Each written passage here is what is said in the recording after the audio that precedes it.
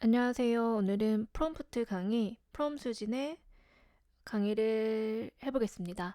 이번 주 한 주내내 가장 많이 들었던 키워드가 있다면 바로 컨텍스트입니다. 컨텍스트 엔지니어링이 바이럴이 되면서 프롬 엔지니어가 사라진다, 뭐 이런 이야기를 쓰신 SNS 글을 보고 명확하게 좀 정리할 필요가 있을 것 같아서 짧은 컨텐츠 영상을 찍게 되었어요.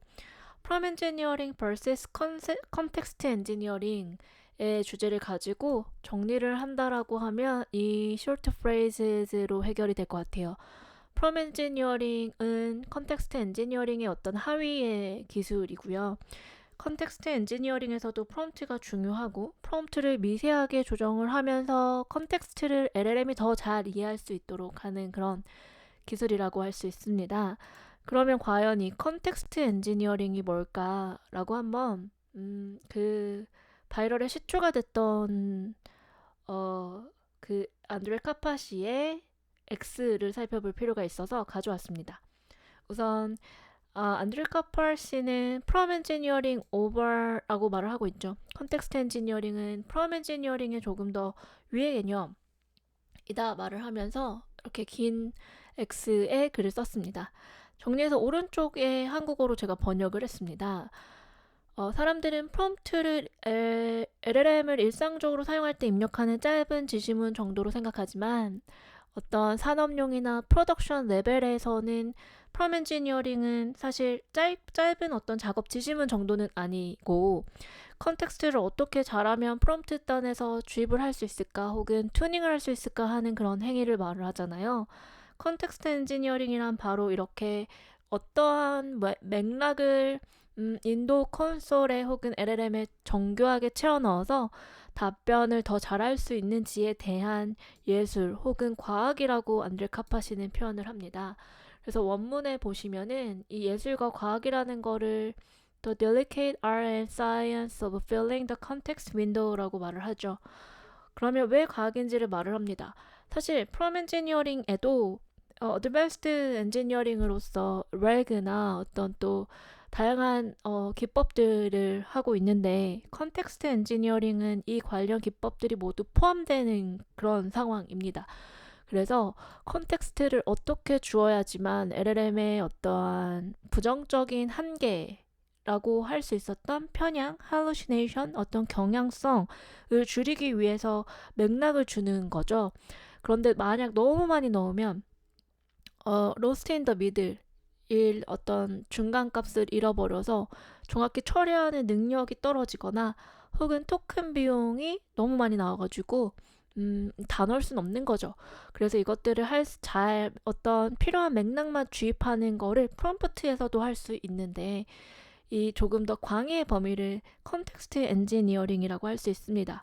그런데 제가 가장 마음에 동의했던 그러한 문장은요, 안드레 카파시의 바로 이 문장인데, 이런 걸 잘 해내는 일은 결코 쉬운 일이 아니다. 정말 어렵습니다. 그래서 예술이라고 할 수 있는데 LLM의 심리 혹은 정신에 대한 직관적인 감각이 필요하다.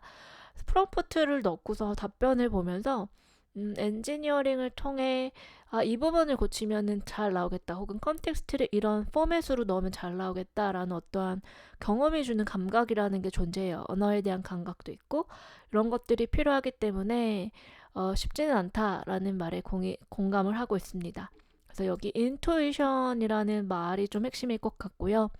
그렇다면 컨텍스트 엔지니어링 자체 외에도 LLM은 여러 가지 일을 해야 돼요. 그래서 문제를 적절하게 쪼개어 컨트롤 플로우 구성하고 컨텍스트 윈도우를 효과적으로 물리적 한계가 있으니 이 토큰을 어떻게 하면 잘 쓸 수 있을까?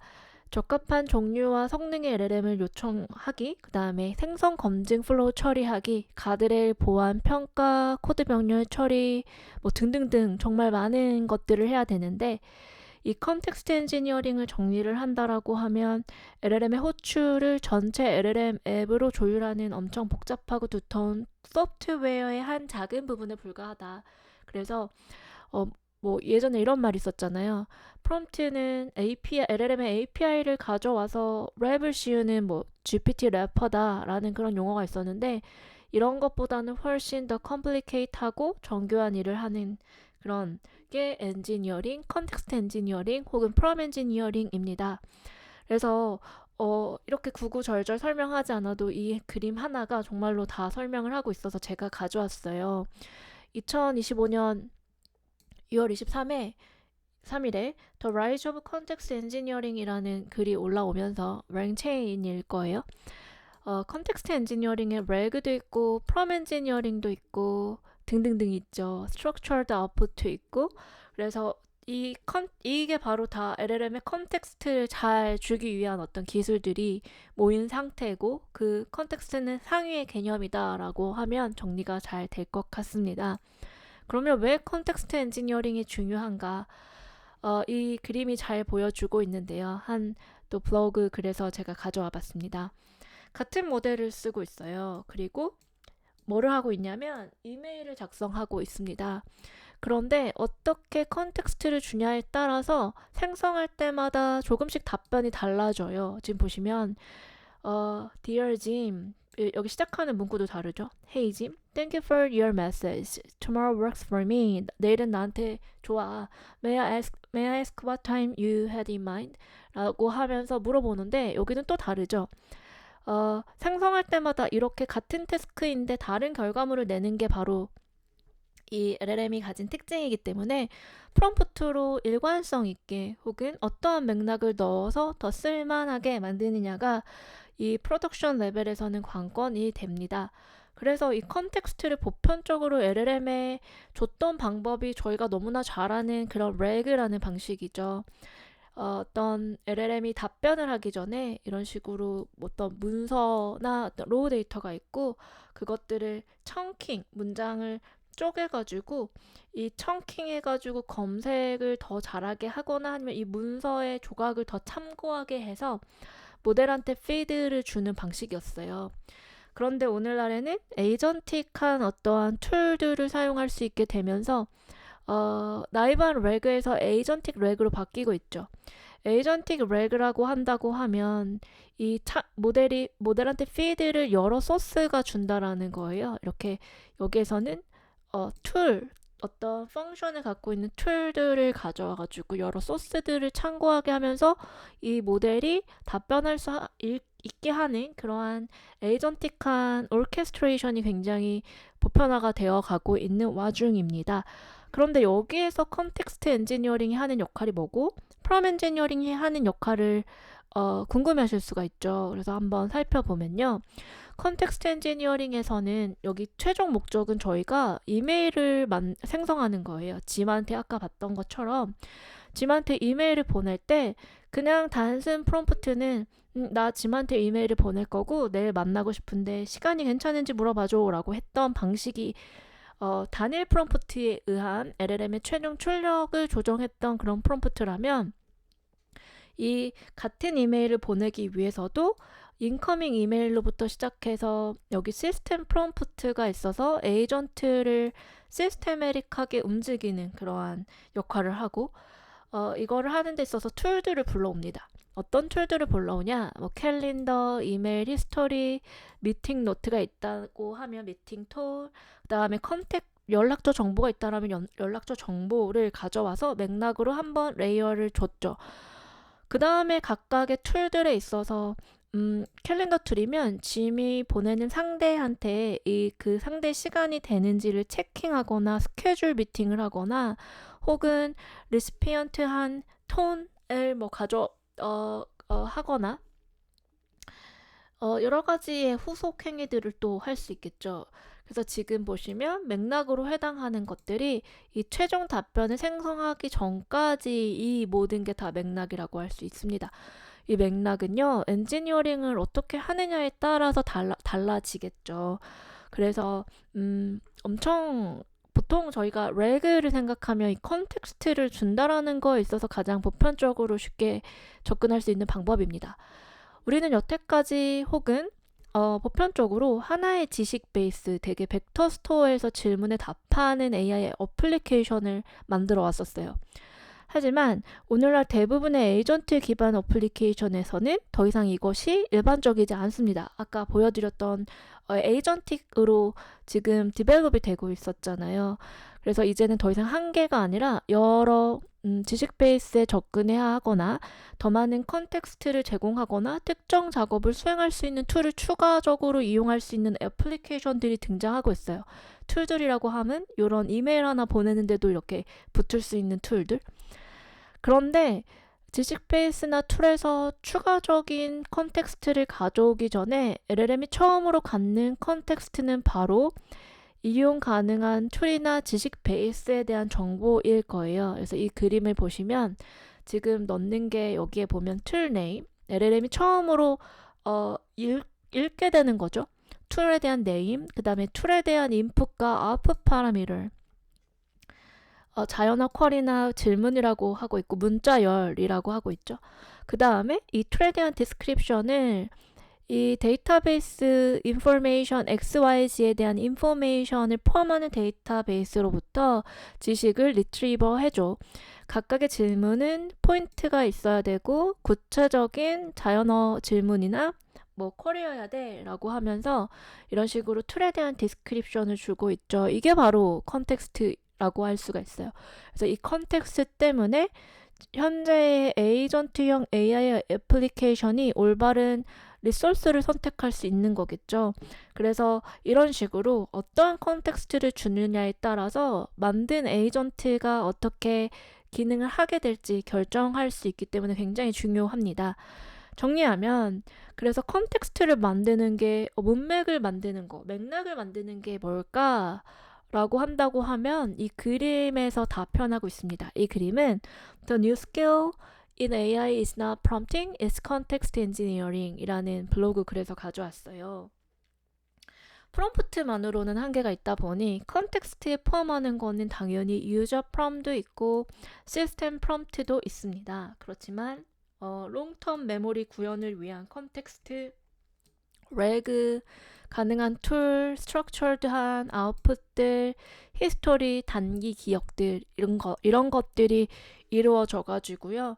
저희가 LLM을 조금 더 똑똑하게 이 잘 만들어진 언어 모델을 잘 사용할 수 있도록 현업에 적용해서 정말 쓸만한 AI를 만들 수 있도록 하고 있습니다.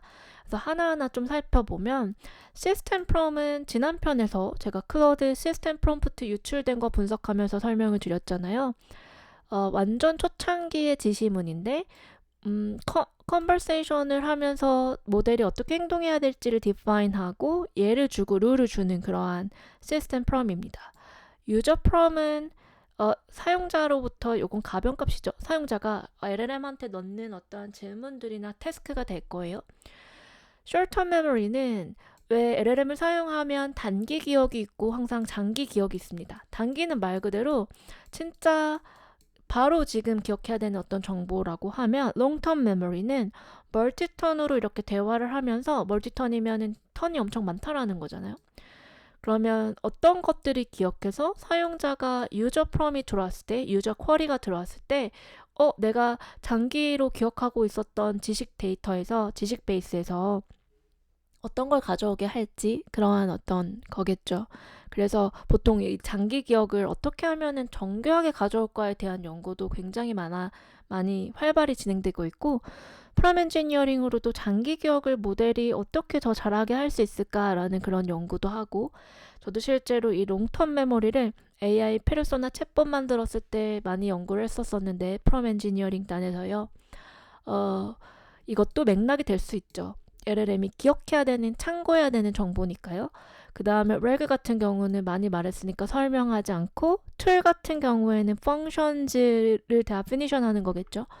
structured output 같은 경우에도 모델이 조금 더 정형화된 어떠한 JSON 오브젝이나 이러한 모델이 답변하는 포맷에 대한 정의가 될 것 같습니다.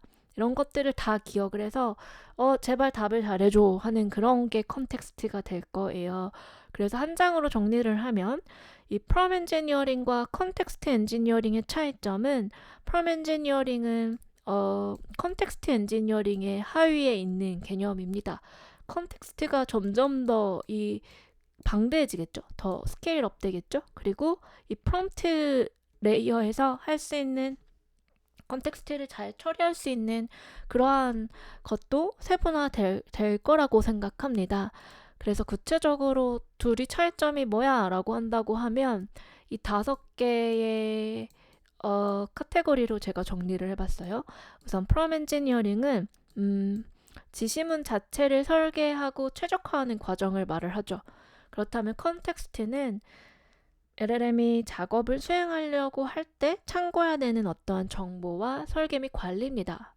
범위는 단일 프롬프트가 될 수도 있고 복합적인 프롬프트일 수 있으나 어떤 한계라는 게 존재하죠. 이 컨텍스트 엔지니어링은 시스템 전체에서 다양한 정보 소스 및 도구를 사용할 수 있고 상태들을 포함할 수가 있죠.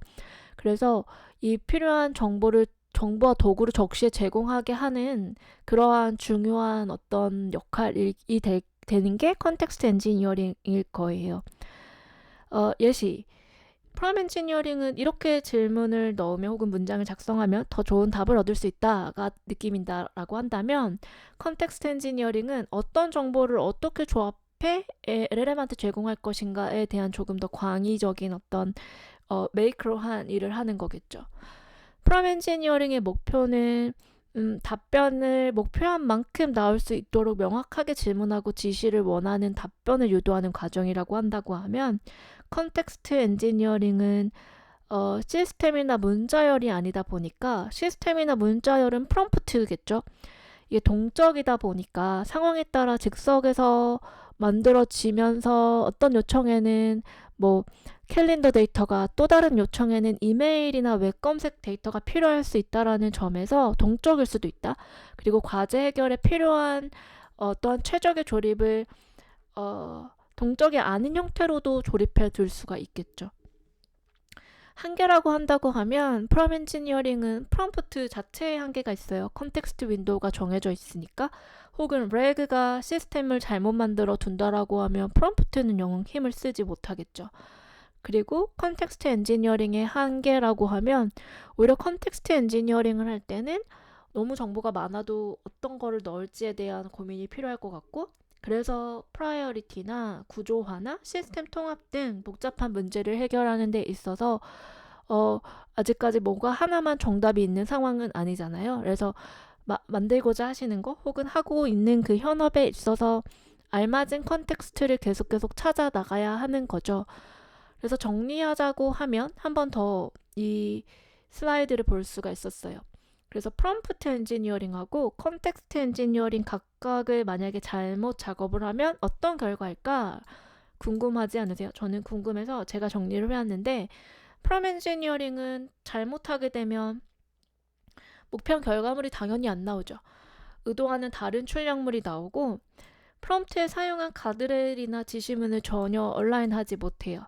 그리고 사용한 결과물이 너무 이상하거나 두루뭉술한 결과물이 나올 수 있고 그리고 그거의 결과적인 최종 부작용은 작은 거 하나 왜 단어 프롬프트 쓰시고 작은 단어 하나 바꾸고 결과 보고 이 작업을 무한 반복 이터레이티브하게 반복한다라는 어떤 부작용이 있죠. 반면 컨텍스트 엔지니어링을 잘못했다라고 한다고 하면 LLM이 대화의 맥락을 잃어버리겠죠. 맥락을 잘못 주입을 했으니까 뭐 멀티턴이 안 되거나 멀티턴이 되는데 잘못 가져온 멀티턴이 되겠죠. 그리고 프롬프트로 출력을 하니까 결과물에 당연히 오염이나 어떤 편향이나 그런 것들이 생기고 두루뭉술한 결과물, 컨텍스트를 쓰는 이유가 맞춤형 어떠한 맥락을 주입을 시킨 건데 전혀 막 일반화된 챗GPT나 물어볼 법한 결과물을 말하거나 쓸모없는 결과물이 나오겠죠. 마지막 이래서 부작용은 레그가 브레이크 되거나 메모리가 리킹 되거나 툴 트레이닝이 페일 되거나 하는 그러한 잘못된 결과가 있습니다. 그래서 정리하면 이 시간을 통해서 말씀드리고 싶었던 건 이 바로 한 장의 그림입니다. 이 컨텍스트 엔지니어링이 흐름이지만 그와 역시 온라인에서 가야 되는 게 프롬 엔지니어링입니다. 그래서 이 오늘 정리드린 이 강의의 내용으로 프롬프트 엔지니어링과 컨텍스트 엔지니어링에 대한 개념적 차이, 그리고 작업의 어떠한 대상, 작업의 방식, 그런 것들을 짤막하게나마 이해하고 가는 시간이 되었으면 좋겠습니다. 그럼 다음에 또 프롬 수진에서 만나 뵙겠습니다.